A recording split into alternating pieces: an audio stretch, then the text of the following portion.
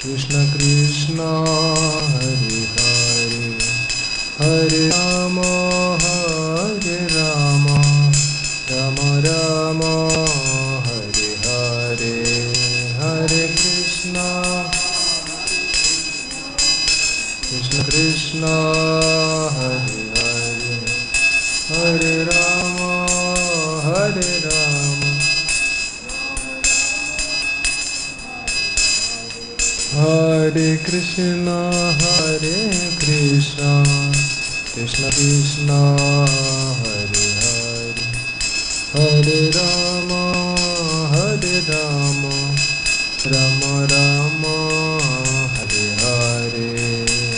Hare Hare Rama Hare Rama Rama Rama Hare Hare Hare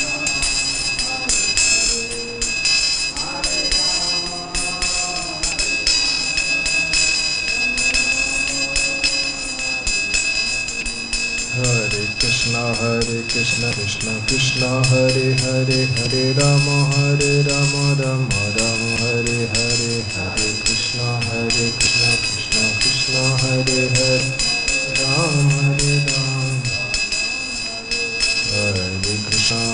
Krishna Krishna Krishna Hare Hare Hare Rama Ram Hare Hare Hare Krishna Hare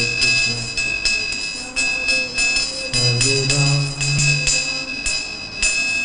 Jai Shri Prabhupada ki jai.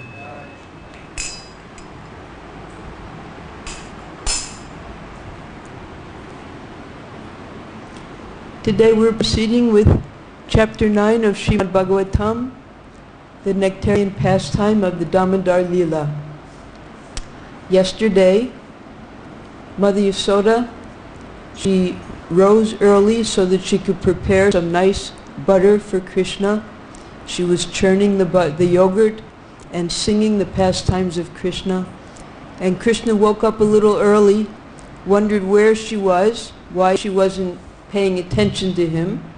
So he started to cry and he started to go towards her. But she was so busy with her churning that even though he was right there where she was, she didn't notice him. So the acharyas say that this is actually the way we can attract Krishna.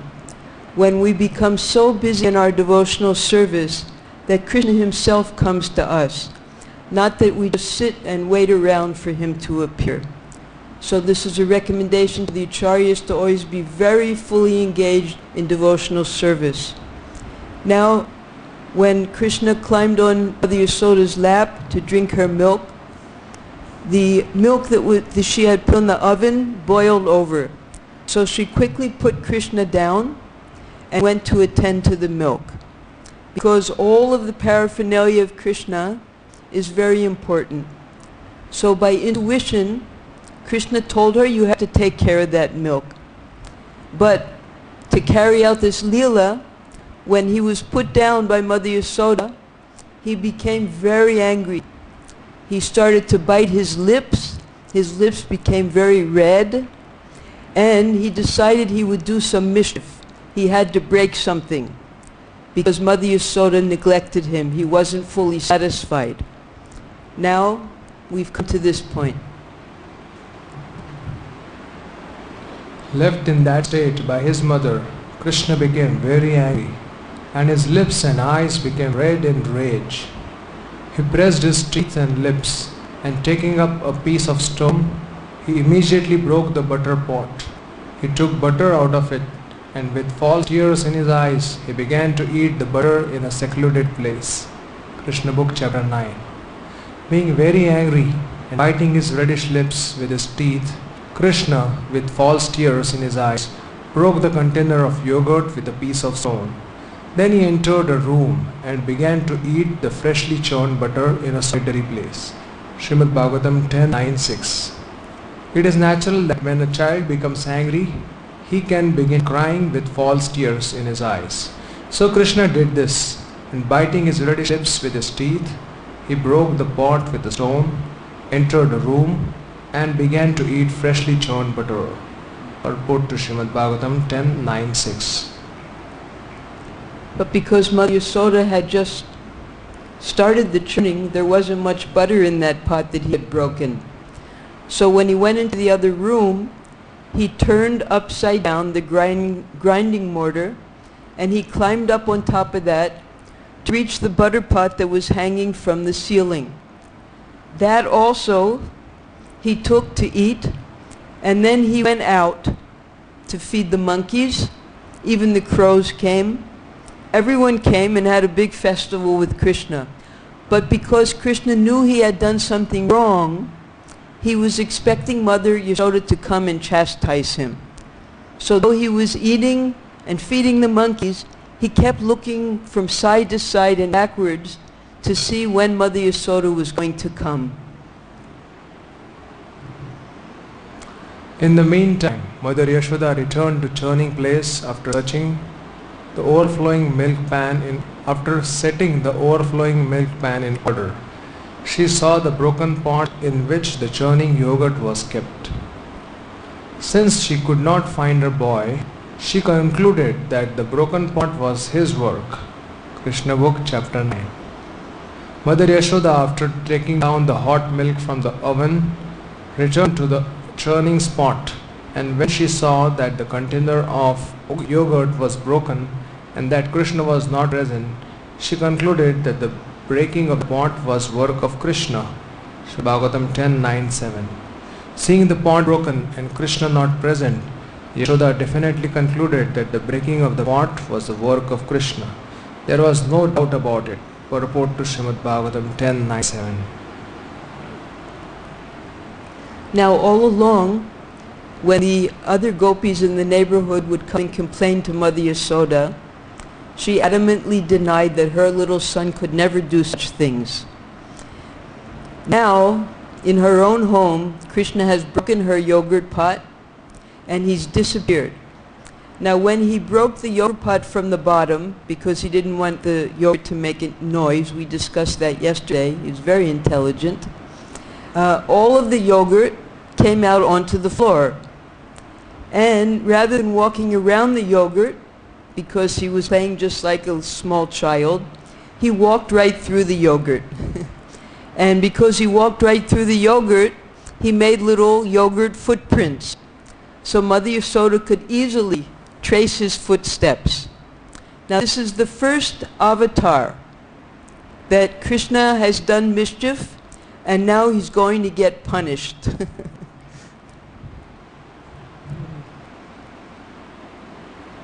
She began to smile as she thought, the child is very clever. After breaking the pot, he has left this place fearing punishment. After she sought all over, she found a big wooden grinding mortar which was kept upside down, and she found her son sitting on it. He was taking butter which was hanging from the ceiling on a swing, and he was feeding it to the monkeys. She saw Krishna looking this way and that way in fear of her because he was conscious of his naughty behavior. After seeing her son so engaged, she very silently approached him from behind. Krishna Book, Chapter 9. So Krishna is very happy feeding the monkeys, his friends. And we know that this pastime is celebrated during the month of Kartik. We sing the Damodar Astakam prayers. And we also worship Radha Damodar. Now Damodar means being bound at the belly. Mother Yashoda actually bound Krishna with her love. But where does Radharani come into this Leela? Because this is between little Krishna and Mother Yashoda. So after this Leela took place, we heard before that Mother Yashoda used to make up songs, poetry, about Krishna's pastimes. So when she would churn the butter, the young gopis would hear her singing. And after this pastime, she made up a beautiful song about Krishna when he stole the butter and Mother Yashoda tied him up. And Radharani would listen to this song. And she would think, Mother Yashoda was able to tie up Krishna with her love. I'd like to do that also. So she tried to figure out a way that she could tie Krishna up with her love. Now there are two different ways that she tied him up. One was when Krishna and Radharani were very small children, just like this age. They were walking hand in hand in the nearby forest of Vrindavan. And there they took their youthful forms. And Brahma came, and the demigods came, and Brahma performed their wedding ceremony. And we know that during the wedding, the dhoti and the sari are tied together. So that was one Leela where Radharani was able to tie up Krishna during this wedding ceremony. The other Leela was, later, she was in her kunj waiting for Krishna. They had a rendezvous. And she was waiting and waiting, but Krishna was late. When he finally came, very late, she was angry at him. And she decided that now's my opportunity. Just as Mother Yasoda tied him up for doing mischief, I know he did some mischief, that's why he's late. So she took some golden vines and she tied up Krishna then. But then Krishna explained to her that no. Mother Yasoda, she kept me at home because she wanted me to perform a festival with her. That's why I'm late. So then Radharani was very sorry and she untied those vines. So these were the two instances when Radharani had the opportunity to tie up Krishna also. And the month of Kartik itself, it's called the Damodar month because of this Leela. And the month, the deity of that month is Radharani. So it's recommended in the Hari Bhakti Vilas that if one worships Radharani at this time, she will bless him with love for Krishna. So this Radha Damodar Leela and the Radha Damodar Murtis are especially worshipped and appreciated for how one can tie up Krishna with their love. So here, Mother Yasoda, she's smiling, she's appreciating how clever her son is. Even crows are getting, so you see the crow flying there at Krishna's hand. Everyone's getting some nice butter that she had specially prepared for Krishna. But she decided that, all right, I've seen it myself now, and it's time for me to punish him so he stops this mischief.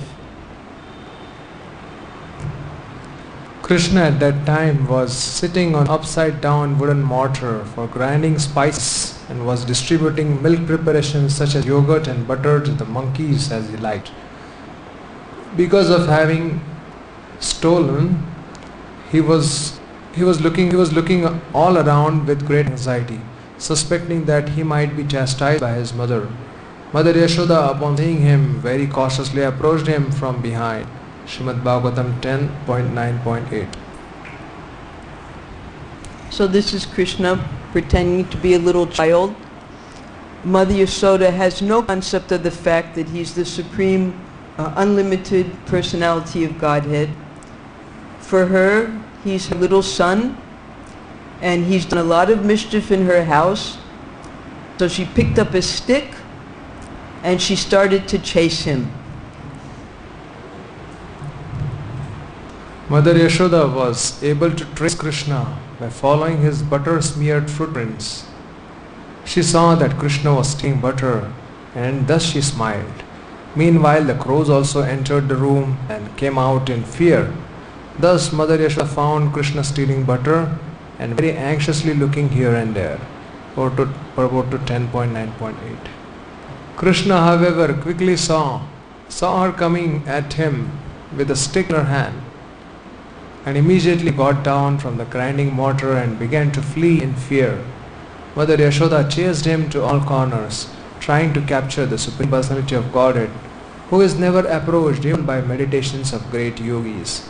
In other words, the Supreme Personality of Godhead, Krishna, who is never caught by the yogis and speculators, was playing just like a little child for a great devotee like Mother Yashoda. Krishna Book, Chapter 9. Now first Krishna started trying to escape by running to different rooms of the house. He was running here and there. Mother Yasoda was running behind him with the stick in her hand. Krishna was very afraid of that stick because he thought that Mother Yasoda was going to beat him with the stick. So after he started running around in the room, then he escaped out of the house and they started running around on the streets of the neighborhood.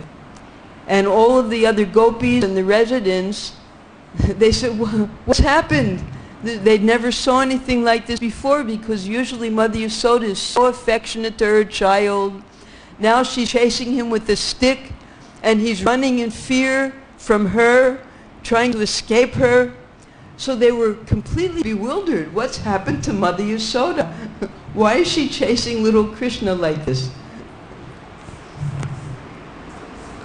When Lord Sri Krishna saw his mother stick in hand, he very quickly got down from the top of the mortar and began to flee, as if very much afraid. Although yogis try to capture him as Paramatma by meditation, desiring to enter into the effulgence of the Lord with great austerities and penances, they fail to reach him.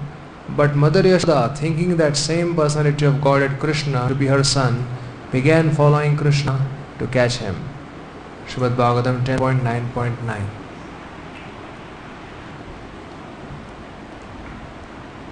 So we hear here that the yogis, not only yogis, jnanis, karmis, speculators, the Vedantists, they're all searching for Krishna, but they can't find him. Maximum they can approach his effulgence. And even if they manage to enter into his effulgence, they still fall down. It's only the pure devotees such as Mother Yasoda who can chase after Krishna and actually capture him. Yogis, mystics want to catch Krishna as Paramatma, and with great austerities and penances they try to approach him, yet they cannot. Here we see, however, that Krishna is going to be caught by Yashoda and is running away in fear. This illustrates the difference between Bhakta and a yogi. Yogis cannot reach Krishna, but for pure devotees like Mother Yashoda, Krishna is already caught. Krishna was even afraid of Mother Yashoda's stick. This was mentioned by Queen Kunti in her prayers, Bhaya Bhavanya Sthitasya, Srimad Bhagavatam 1.8.31. Krishna is afraid of Mother Yashoda and yogis are afraid of Krishna. Yogis try to reach Krishna by Jnana Yoga and other yogas but fail. Yet although Mother Yashoda was a woman, Krishna was afraid of her, as clearly described in this verse. Purport to Srimad Bhagavatam 10.9.9. So the first verse of Damodar Astakam, Namam Ishwaram Sachidananda Vigra Sachidananda Rupam Lasat Kundalam Gokule Brajamanam Yashoda Vyolukala Devamanam Param Paramrishtam Atyamto Dritya Gopya. So that verse is describing this lila. First of all, Satyavrata Muni is establishing Krishna as the Ishwara and Sachidananda Rupam. That here's the Supreme Lord, but he's running away from Mother Yasoda in fear. While he's running, his earrings, which are brilliant, Lasat Kundalam, they're the most fortunate of all of his ornaments because as he's running and looking backwards, his earrings keep kissing his cheeks. And who's chasing him but the most pious and chaste mother, Yashoda? So first, Satyavrata Muni, he describes the Rupa Vishesh of the Lord, how beautiful he is. Then he describes the Pariwara Vishesh, how special Mother Yasoda and all members of the neighborhood of Braj, all of the cowherd men and women were so special, the Pariwara Vishesh. And then he begins to describe this Lila Vishesh, this beautiful Lila of how Mother is chasing him with a stick. Finally she captures him and in great fear Krishna starts to rub his eyes, and we'll hear what happens. My dear Krishna, Yashoda took up a rope to bind you when you committed an offense, and your perturbed eyes overflooded with tears, which washed the mascara from your eyes. And you were afraid, though fear personified is afraid of you. This sight is bewildering to me. Srimad Bhagavatam 1.8.71. So this is Krishna's auntie, Kunti Devi, the mother of the Pandavas. And Kunti Devi spoke this beautiful prayer just as Krishna was about to return to Dwarka. He had been in Hastinapur and Indraprastha with the Pandavas for a long time now. He had tried to appease the Kauravas to stop the war. Instead, Duryodhana told his guards to tie him up because they wanted to put him in jail so that he couldn't assist Arjun during the war. So Krishna laughed at Duryodhana. He said, "How can you tie me?" And then he showed his universal form to him. And when the guards saw the universal form and how expansive it was, they all fainted in fear. So then the war occurred, and by Krishna's desire, all of the Kauravas were killed. And on the Pandavas side also, there were many deaths. Only the Pandavas survived. So on both sides, there were so many deaths. Both of the families went to the Ganges and they performed the funeral rites. And after the funeral rites, Krishna announced that he was going to now return to Dwarka. He was saying goodbye to everyone on his chariot, and just then, Uttara comes running to him, that there's a fiery iron arrow coming to me to kill my embryo. Let it kill me, but don't let it kill this child, the last of the Kuru dynasty. So Krishna as Paramatma, he's sitting in his chariot because Paramatma is also in the heart of Uttara. That Paramatma enveloped the embryo and protected Parikshit Maharaj. So after this Leela, again he's trying to leave, and then Kunti Devi comes and offers beautiful prayers. And though Kunti Devi is the aunt of Krishna, she can't fathom the great fortune of Mother Yashoda because she was able to tie up Krishna with her love. She's trying to understand it, but because she knows that Krishna is the Supreme Lord, she just saw what he had done for her granddaughter-in-law, Arjun's son's wife. So she knows that he's the Supreme Lord just as Devaki knows that he's the Supreme Lord. And she's just amazed at the fortune of Yashoda. Here is a specific example of Lord's being the Supreme and at the same time plaything in the presence of his pure devotee. The Lord's pure devotee renders service unto Lord out of unalloyed love only, and while discharging such devotional service, the pure devotee forgets the position of the Supreme Lord. The Supreme Lord also accepts the loving service of his devotees more relishably when the service is rendered spontaneously out of pure affection, without anything of reverential admiration. Generally, the Lord is worshipped by the devotees in a reverential mood, a reverential attitude, but the Lord is meticulously pleased when the devotee, out of pure affection and love, considers the Lord to be less important than himself. Purport to 1.8.31. So this is the special darshan that Krishna gave when he displayed his Gokula pastimes here on earth, that the inhabitants of Vrindavan, they had no reverential admiration for Krishna as the Supreme Lord. They treated him as less important, as a little child that had to be corrected, as one of their playmates on whose shoulders they could ride, as a fiancé they could chastise. So in all the rasas, there was no question of majestic admiration. They just had pure love for him, and treated him as a child. The Lord's pastimes in the original abode of Iskcon Vrindavan are exchanged in that spirit. Friends of Krishna consider him one of them. They do not consider him to be of reverential importance. The parents of Lord, who are all pure devotees, consider him a child only. The Lord accepts the chastisement of the parents more cheerfully than the prayers of Vedic hymns. Similarly, he accepts the reproaches of his fiancés more palatably than Vedic hymns. Purport to Srimad Bhagavatam 1.8.31. So as Krishna grew older, these chidings and the gopis, how they used to insult Krishna and call him names.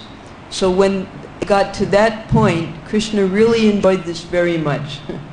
Because otherwise, those in the majestic mood, they're offering so many lofty prayers, but Krishna is more attracted to the abuses given by the devotees in Braj to him about all of the mischief that he performs.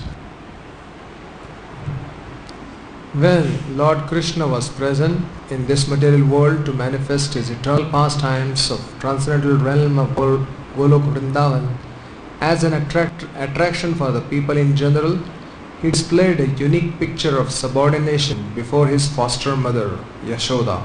The Lord, in his naturally childish playful activities, used to spoil the stock butter of Mother Yashoda by breaking the pots and distributing the contents to his friends and playmates, including the celebrated monkeys of Vrindavan, who took advantage of Lord's munificence. Report to Srimad Bhagavatam 1.8.31. So we're still hearing now, as an addendum to this, Kunti Devi's prayer, the purport to that. How Prabhupada explains that what we're hearing about right now in the Srimad Bhagavatam are the Gokul Leela. The Gokul Leela is a partial display of the eternal Nitya Leela that's going on in Golok Vrindavan. Krishna comes here just to display especially these childhood pastimes because they're so attractive that then people will want to return to the spiritual world. So we're getting a little view of wonderful fun, enjoyment that Krishna has with his devotees in the eternal realm of Vrindavan. Mother Yashoda saw this, and out of her pure love she wanted to make a show of punishment for her transcendental child. She took a rope and threatened the Lord that she would tie him up, as is generally done in ordinary household. Seeing the rope in the hands of Mother Yashoda, the Lord bowed down his head and began to weep just like a child, and tears rolled down his cheeks, washing off the black ointment smeared about his beautiful eyes. This picture of the Lord is adorned by Kunti Devi because she is conscious of Lord's supreme position. Purport to Srimad Bhagavatam 1.8.31. So because the Pandavas and Kunti Devi, they worshipped him in full knowledge that he was the Supreme Lord, Kunti Devi adored this vision of Krishna crying in fear as Mother Yashoda ties him to the wooden grinding mortar. He is feared often by fear personified, yet he is afraid of his mother, who wanted to punish him just in an ordinary manner. Kunti was conscious of the exalted position of Krishna, whereas Yashoda was not. Therefore Yashoda's position was more exalted than Kunti's. Mother Yashoda got the Lord as a child, and the Lord made her forget altogether that her child was the Lord himself. If Mother Yashoda had been conscious of the exalted position of the Lord, she would certainly have hesitated to punish the Lord. But she was made to forget this situation because the Lord wanted to make a complete gesture of childishness before the affectionate Yashoda. Purport to Srimad Bhagavatam 1.8.31. So this is how we can understand how all the rasas originate with Krishna. Because Krishna here is displaying this childhood pastime Mother Yasoda. And here in the material world, we also see these activities of a mischievous child and the mother correcting the child. But those are mundane pastimes. With Krishna, everything is eternally blissful. Now Krishna wants to enjoy like this, and he's enjoying like this internally in Goloka Vrindavan. And he's letting us see that if you really want to have real enjoyment in your relationships, then have those relationships with me. So Mother Yasoda, she's treating him just like an ordinary child. And all of the residents of Vrindavan are taking pleasure in this. In fact, they even try to stop Mother Yasoda, but she won't stop. This exchange of love between mother and the son was performed in a natural way, and Kunti, remembering this scene, was bewildered. And she could do nothing but praise the transcendental maternal and filial love. Indirectly, Mother Yashoda is praised for her unique position of love, for she could control even the all-powerful Lord as her beloved child. Report to Srimad Bhagavatam 1.8.31. Here you see the children hiding, so they don't get in trouble also. So Kunti Devi, she had just seen the whole war by Krishna's desire. Everyone was killed because Dushashan and the other Kaurava members, they had insulted her daughter-in-law Draupadi. And therefore Krishna wanted all of these women to become widows. Their husbands were killed. Then she saw how right in front of her eyes he protected the womb, the embryo in the womb. So they saw the incredible majestic activities of the Supreme Lord. And that was why she was even more astounded at the super excellent position of Mother Yasoda. That here is the Supreme Lord, and there is Mother Yasoda tying him up. The picture shows many turns around the Ukal. Actually, it was only just one turn. You know this picture? No, there are so many turns, right? Just one turn around. Around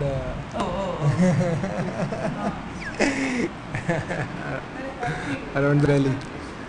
Mother Yashoda, however, could not easily catch the fast-running child because of her thin waist and heavy body. Still she tried to follow him as fast as possible. Her hair loosened and the flowers in her hair fell to the ground. Although she was tired, she somehow reached her naughty child and captured him. Krishna Book, Chapter 9. While following Krishna, Mother Yashoda, her thin waist overburdened by her heavy breasts, naturally had to reduce her speed. Because she followed Krishna very swiftly, her hair was loose and flowers in her hair were falling after her, yet she did not fail to capture her son Krishna. Srimad Bhagavatam 10.9.10. So now we have the second lesson of Mother Yasoda working so hard. The first was when she was churning the butter, and she was so absorbed in her service that she didn't even notice when Krishna came to her. Now, although she doesn't normally run after her child like this or even run in public like this, no lady runs around in public in the neighborhood, and her hips and her breasts and her thin waist were keeping her from running very quickly. But she was determined to catch that little mischief monger. So she ran after him. As fast as he went, she ran after him. So all this parishrama, Krishna's seeing. She's perspiring, she's chasing him, running as fast as she can, and Krishna's just seeing how hard she's trying to catch him. Yogis cannot capture Krishna by severe penances and austerities. But Mother Yashoda, despite all obstacles, was finally able to catch Krishna without difficulty. This is the difference between a yogi and a bhakta. Yogis cannot enter even the effulgence of Krishna. Yasya prabha prabhavato jagadanda koti kotishvashesha vadhadi vibhuti bhinnam. Brahma Samhita 5.40. In that effulgence there are millions of universes But yogis and jnanis cannot enter that effulgence even after many years of austerities, whereas bhaktas can capture Krishna simply by love and affection. This is the example shown here by Mother Yashoda. Purport to Srimad Bhagavatam 10:9-10. But love and affection, as Prabhupada has taught us, means devotional service. And we can see how much Mother Yashoda endeavored in her service. And Krishna noted that. And he was pleased with her hard parishrama. Krishna therefore confirms that if one wants to capture him, one must undertake devotional service. Bhaktya mam abhijanati yavan yaschasmi tattvataha tato mam tattvato jnatva vishate tadanantaram. Bhaktas enter even the planet of Krishna very easily, but the less intelligent yogis and jnanis by their meditation remain running after Krishna. Even if they enter Krishna's effulgence, they fall down. Purport to Srimad Bhagavatam 10:9-10. So as we heard, the Nityasiddha Bhaktas, who are expansions of Krishna's body, they come with the Supreme Lord to display pastime with him, to attract our minds. And these pastimes are full of devotional service. No one is sitting around meditating on Krishna. In fact, in the Srimad Bhagavatam, Sukadeva Goswami explains that the cowherd men, the other residents of Vrindavan, they worked so hard all day and night, they didn't have time to meditate. They didn't even have time to study because they were so busy in the service, taking care of the cows, milking the cows, making the milk preparations. And all of this was being done for Krishna. And that is the qualification whereby we can easily enter into the spiritual world, as written here. When he was caught, Krishna was almost on the point of crying. He smeared his hands over his eyes, which were anointed with black eye cosmetics. The child saw his mother's face while she stood over him, and his eyes became restless from fear. Mother Yashoda could understand that Krishna was unnecessarily afraid, and for his benefit she wanted to allay his fears. Krishna Book, Chapter 9. When caught by Mother Yashoda, Krishna became more and more afraid and admitted to being an offender. As she looked upon him, she saw that he was crying, his tears mixing with the black ointment around his eyes. And as he rubbed his eyes with his hands, he smeared the ointment all over his face. Mother Yashoda, catching her beautiful son by the hand, mildly began to chastise him. Srimad Bhagavatam 10:9-11. Do you know the second verse of Damodarastakam? Rudantam muhurnetram yugmam rajantam karambhoj yugmena satanka netram muhushvasakam patri rekhanka kantha sthitagraiva damodaram bhaktibaddham. So that verse describes now. Not only is he crying, but swasakampa, his breath is very uneven and he's trembling. He's trembling in fear of his mother.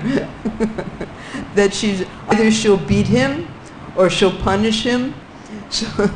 So this is child Krishna. He's finally met someone more powerful than him. his mother.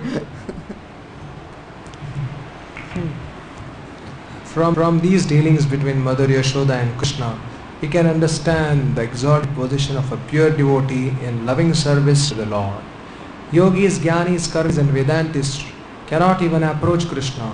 They must remain very, very far away from him and try to enter his bodily effulgence, although this also they are unable to do. Great demigods like Lord Brahma and Lord Shiva always worship the Lord by meditation and by service. Even the most powerful Yamaraj fears Krishna. Therefore, as we find in the history of Ajamil, Yamaraj instructed his followers not even to approach the devotees. or to speak of capturing them. In other words, Yamaraj also fears Krishna and Krishna's devotees. Report to Srimad Bhagavatam 10:9-11. In the next frame we'll hear the instructions that Yamaraj gives to the Yamadutas. And after he instructs them to never go near the devotees, don't even see them, he then offers a prayer to the Supreme Lord and begs forgiveness for the offenses that his servants and he himself committed to the devotees. My dear servants, please bring to me only those sinful persons who do not use their tongues to chant the holy name and qualities of Krishna, whose hearts do not remember the lotus feet of Krishna even once, and whose heads do not bow down even once before Lord Krishna. Send me those who do not perform their duties toward Vishnu, which are the only duties in human life. Please bring me all such fools and rascals. Srimad Bhagavatam 6.3.29. Because this very confidential historical narration has the potency to vanquish all sinful reactions, one who hears or describes it with faith and devotion is no longer doomed to hellish life, regardless of his having a material body and regardless of how sinful he may have been. Indeed, the Yamadutas who carry out the orders of Yamaraj do not approach him even to see him. After giving up his body, he returns home back to Godhead, where he is very respectfully received and worshipped. Srimad Bhagavatam 6.2.47 and 48. So by our great fortune, Sukadeva Goswami explained the narration of Ajamil and how he was liberated and returned to Vaikuntha Loka. And for our benefit, even just by hearing this pastime, we also can go back to Godhead. Therefore, just to show the elevated position of the devotees, Yamaraj warns his servants, don't go near them. And we have to be very careful, therefore, that we do not offend the devotees, because they're going back to Krishna. And if we want to go back to Krishna, we don't want to offend them. This Krishna became so dependent on Mother Yashoda that when she simply showed Krishna the stick in her hand, Krishna admitted to being an offender and began to cry like an ordinary child. Mother Yashoda, of course, did not want to chastise her beloved child very much, and therefore she immediately threw her stick away and simply rebuked Krishna, saying, "Now I shall bind you so that you cannot commit any further offensive activities, nor for the time being can you play with your playmates."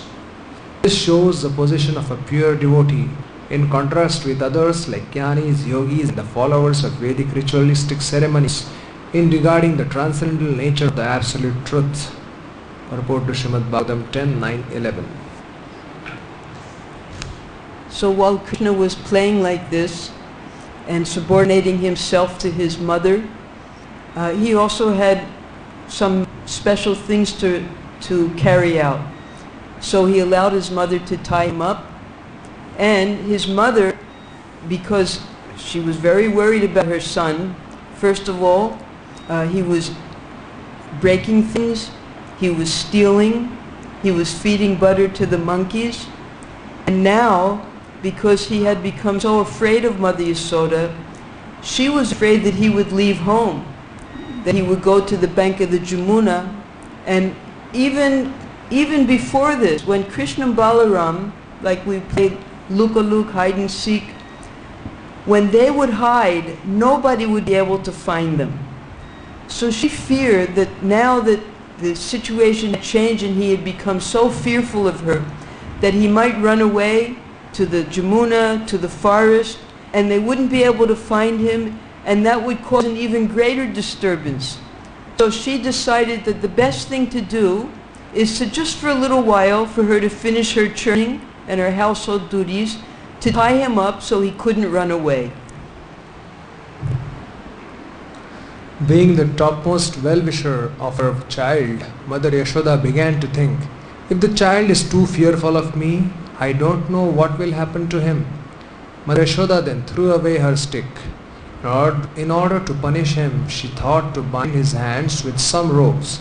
She did not know it, but it was actually impossible for her to bind the Supreme Personality of God. Krishna Book, Chapter 9. Mother Yashoda was always overwhelmed with intense love for Krishna, not knowing who Krishna was or how powerful he was. Because of maternal affection for Krishna, she never even cared to know who he was. Therefore, when she saw that her son had become excessively afraid, she threw the stick away and desired to bind him so that he would not commit any further naughty activities. Srimad Bhagavatam 10:9-12.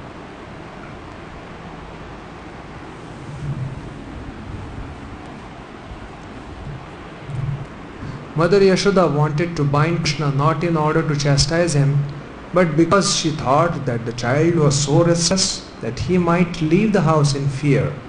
That would be another disturbance. Therefore, because of full affection to stop Krishna from leaving the house, she wanted to bind him with rope. Mother Yashoda wanted to impress upon Krishna that since he was afraid merely to see her stick, he should not perform such disturbing activities as breaking the container of yogurt and butter and distributing its contents to the monkeys. Mother Yashoda did not care to understand who Krishna was and how his power spreads everywhere. This is an example of pure love for Krishna. Purport to Srimad Bhagavatam 10:9-12. So though she had denied everything that the other gopis had told her about Krishna, now that she saw for herself what mischief he could do, she realized it was her responsibility as Krishna's mother to now correct him, because she didn't want him to perform any more mischief in other people's homes and even in his own home. So since she didn't want to beat him, of course, she thought the best thing would be to just tie him up for a little while, because then he would know that if he does mischief, again he's going to be tied up. So again, you can see behind Mother's head his boyfriends there. They're all watching from a distance, because they were all in this together. They were a gang. And Krishna wouldn't do this alone. He had trained his boyfriends how to steal, how to break into people's houses, how to break the butter pots, how to feed the monkeys. They were all expert by that time. But finally, today, only Krishna got caught. And they were afraid that they were going to get punished too, so they stayed a distance away and they watched the whole Leela.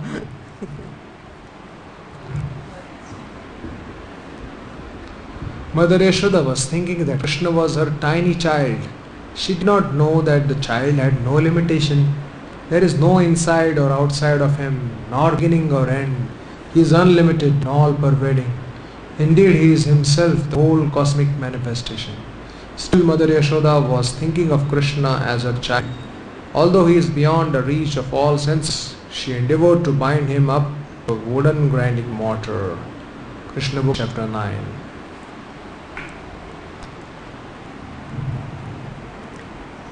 So in the spiritual world, Krishna is eternally in his different forms. And Mother Yashoda is eternally enjoying these pastimes with Krishna. Here, when we have a child, the child grows up quickly, right? You see a little baby, and in that baby you can see the teenager and then the grown-up person. Because our bodies are temporary and they go through all the transformations. Krishna, on the other hand, he's Nava Yovana. He never gets older than a young boy. Even when he was 125 years old, 5 years old, he still looked like a young boy. But the pastimes of Vrindavan are so special that even when Radharani went to see Krishna in Kurukshetra, it was the same Krishna and she was the same Radharani, but she just wanted to bring him back to Vrindavan where they had their sweet pastimes together.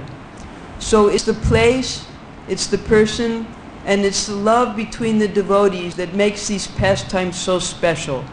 Mother Yashoda, she also once visited Dwarka, and she saw that all of the gopis had attained their destination of marrying Krishna.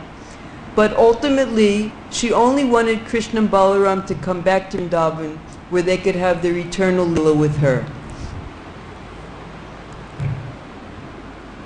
The Supreme Personality of Godhead has no beginning, no end, no exterior and no interior, no front and no rear. In other words, He is all pervading. Because He is not under the influence of the element of time, for Him there is no difference between past, present and future. He exists in His transcendental form all times, being absolute, being beyond relativity. He is free from distinctions between cause and effect, although He is the cause and effect of everything.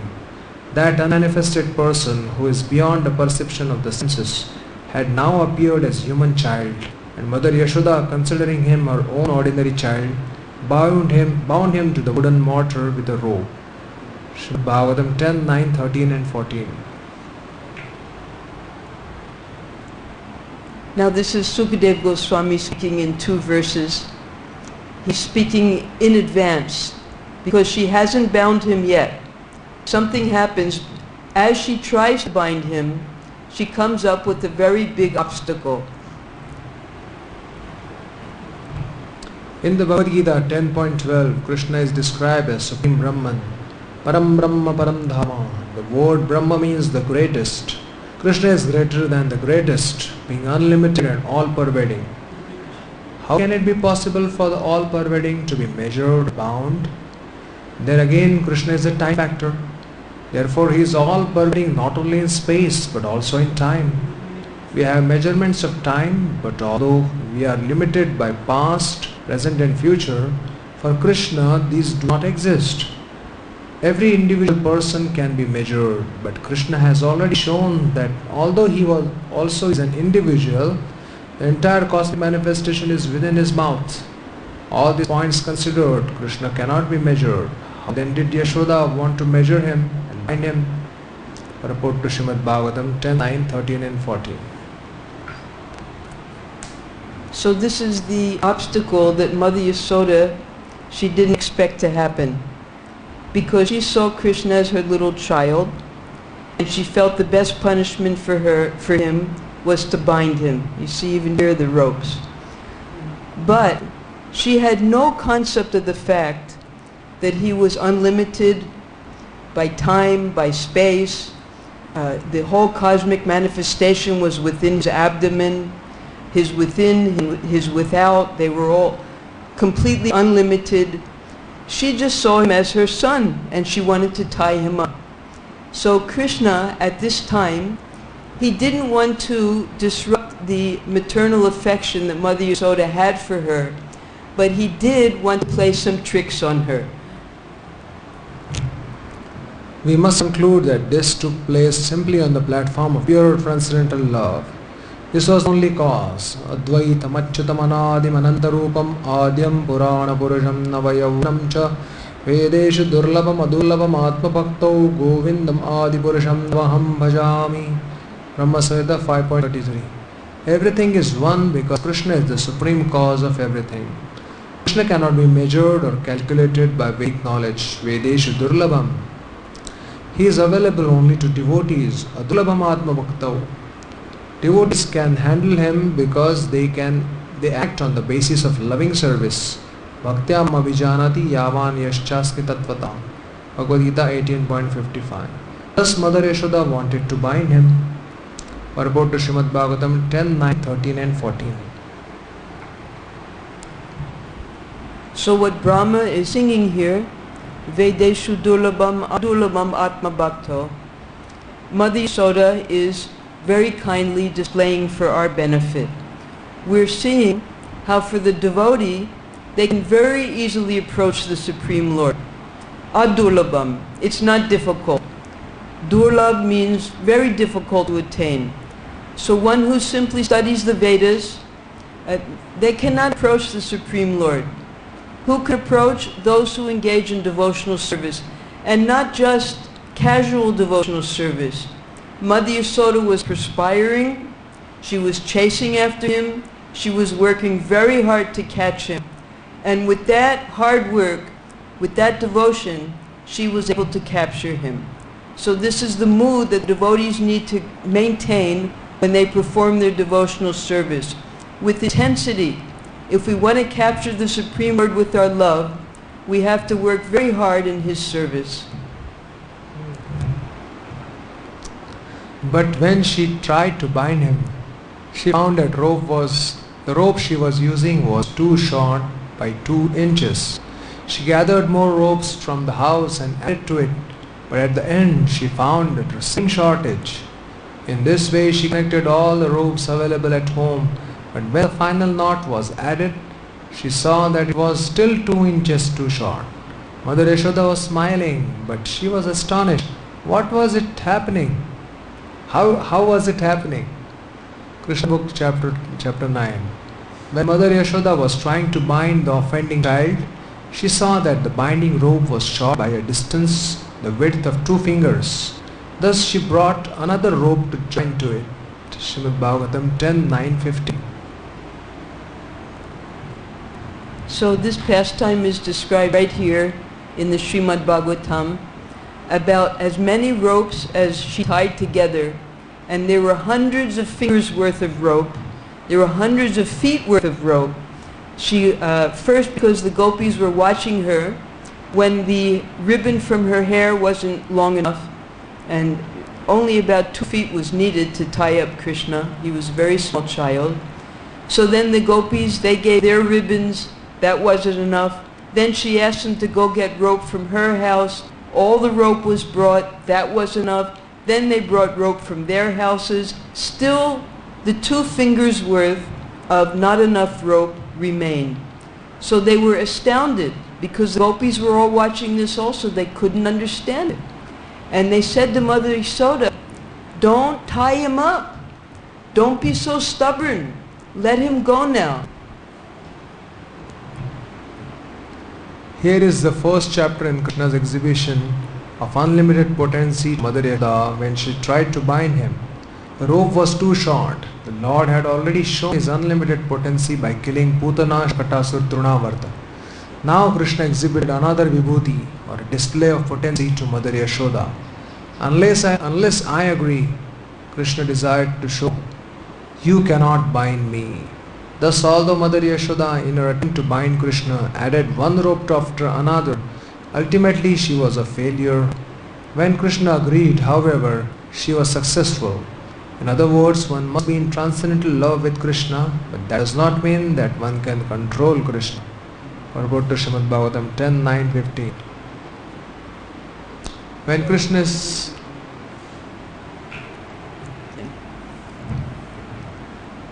Now there's one philosophy called karma mimamsa that Krishna later will explain to his father. That actually the Supreme Lord, if we just do our karma properly, then by the laws of karma the Supreme Lord is obligated to give us the fruits and the results. Here we understand from this pastime that the Supreme Lord is in no way obligated to do anything unless He agrees to do so. It has nothing to do with action and reaction when you're dealing with the Supreme Lord Krishna. So Mother Yashoda, her endeavor was the utmost. And when Krishna saw that she was trying every way possible to perform this service to him of chastising him, then he decided, he agreed to give her mercy. So the 2 things have to be there. First is our endeavor, and second is the Supreme Lord's mercy upon us.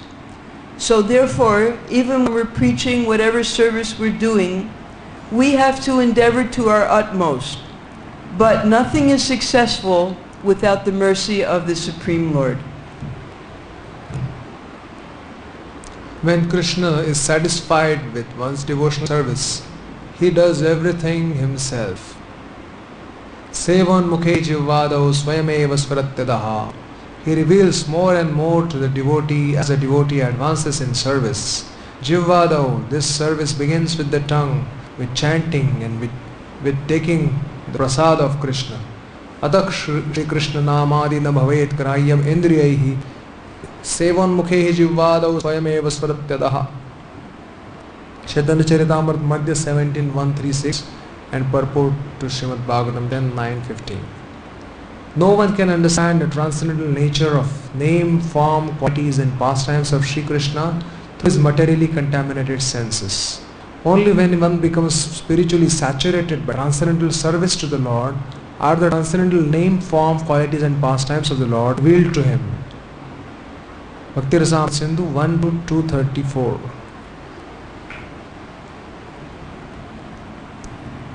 So here, Mother Yasoda, she was trying to tie up the Lord, and this service, she could not understand his real nature. So no one can understand the transcendental nature of the Lord through his materially contaminated senses. So of course Mother Yasoda didn't have materially contaminated senses. She was only thinking in terms of the service that she had to do for her son. But the son then, Krishna, he blessed her. First he showed his mystic potency by not allowing himself to be bound. And then when she was completely exhausted in her endeavor, he then gave her the mercy. And then she was able to bind him. She was successful in her service. So that came just from the mercy of the Supreme Lord. So even though when we engage all of our senses in Krishna's service, still it's only by the mercy of Krishna that we can get some understanding of his qualities.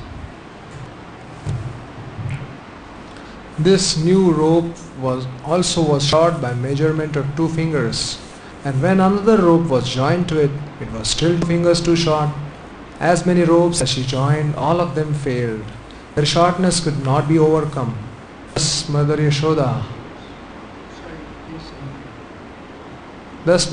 joined whatever ropes were available in the household, but still she failed in her attempt to bind Krishna.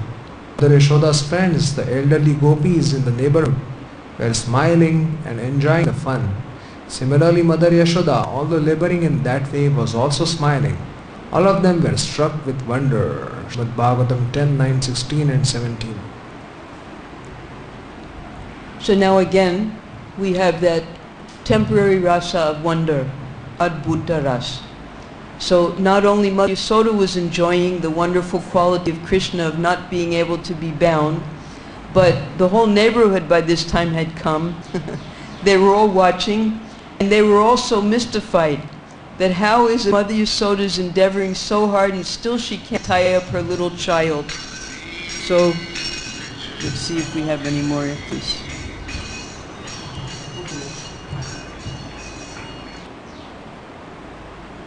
Actually, this incident was wonderful because Krishna was only a child with small hands. To bind him should have required only a rope not more than 2 feet long. All the ropes in the house combined together might have been hundreds of feet long.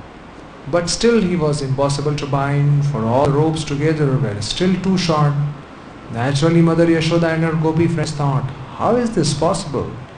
See this funny affair, all of them were smiling. The first rope was short by a measurement of the width of 2 fingers. After the second rope was added, it was still 2 fingers too short. The first rope was short by a measurement of the width of 2 fingers. After the second rope was added, it was still 2 fingers too short. If the shortness of all the ropes were added together, it must have amounted to width of hundreds of fingers. Certainly this was astonishing. This was another exhibition of Krishna's inconceivable potency to his mother and his mother's friends. Report to 10.9.17. So now we'll end today hearing about Mother Yashoda's endeavor, and tomorrow we'll hear about Krishna's mercy.